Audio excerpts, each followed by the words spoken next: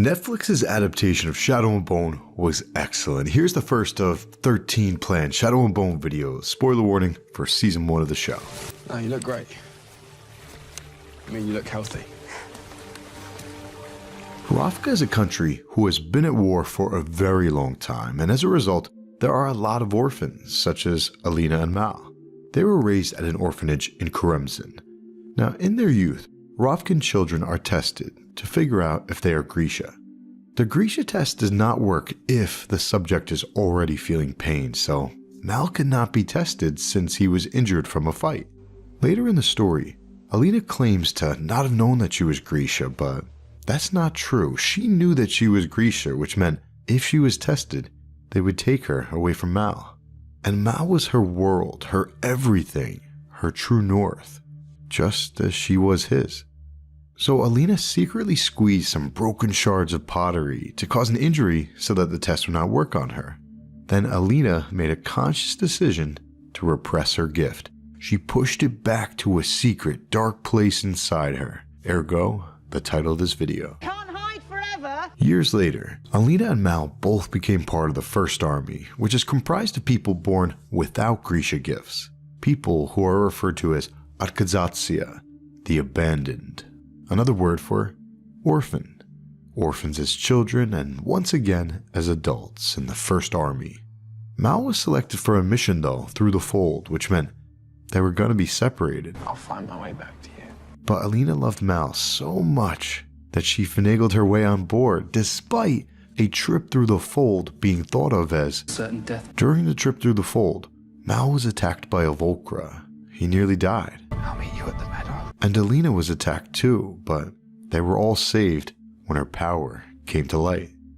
So as a child, Alina hid the power in a dark place inside her so that she and Mal could be together. And this time, Alina subconsciously embraced the power so that she and Mal could continue to be together. But back outside the fold, Alina was unable to access the power herself. In fact, she was still in denial about having the power in the first place. What are you? A map maker, sir. But the Darkling is a human amplifier, so he was able to confirm the reports that Alina was, in fact, the Sun Summoner. Word was going to spread, which meant Alina's life was at risk. They didn't even allow her to speak to Mal to tell him what was happening. They just rushed her off to Osalta, where she would be safe, and she could undergo Grisha training. But Alina's first instincts were correct. Am I a prisoner? Have you ever bathed? What happened to your face? At the little palace, her new friend Zhenya tailored Alina to look prettier for the king.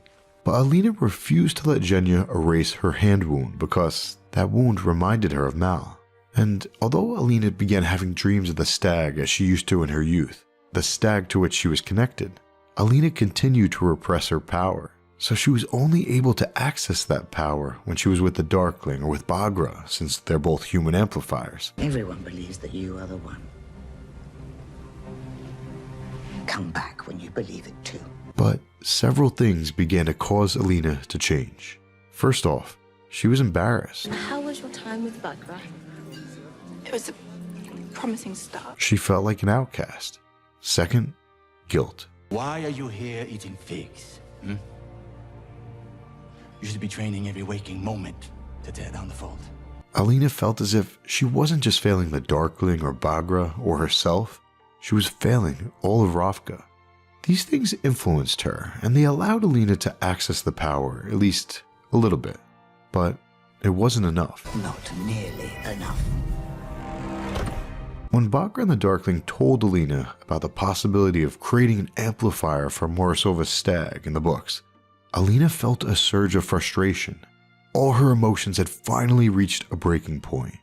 She needed to become a real Grisha, but she was still repressing her power. So Baghra gave Alina a tea that caused Alina to remember the truth. What happened on this day?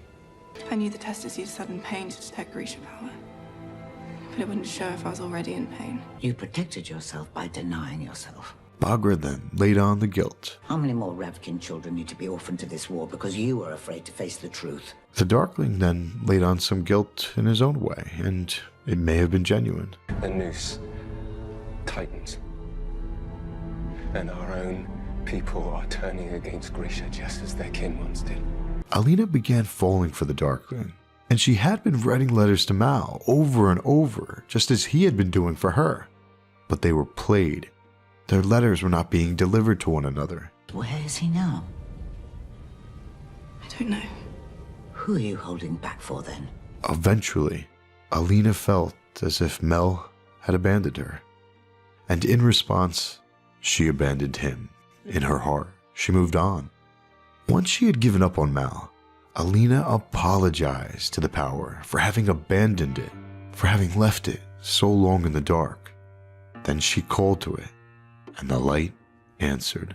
It surrounded her, blazing with heart, more powerful, more pure than ever before, because it was all hers, finally. She wanted to laugh, to sing, to shout.